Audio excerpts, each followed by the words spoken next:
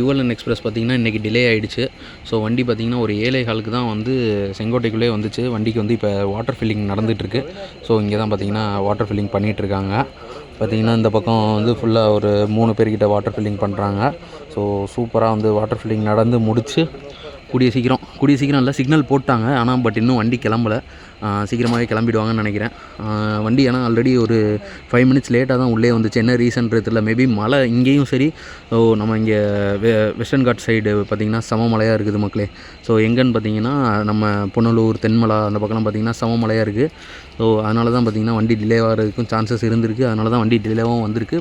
So நீங்கள் நல்லா கூர்மையாக பார்த்திங்கன்னா வண்டி ஆல்ரெடி சிக்னல் போட்டாங்க. ஸோ இந்த பக்கம் பார்த்திங்கன்னா வண்டிக்கான வாட்டர் ஃபில்லிங்கும் முடிஞ்சிருச்சு. ஸோ முடிஞ்சு இப்போ கழட்ட போகிறாங்க.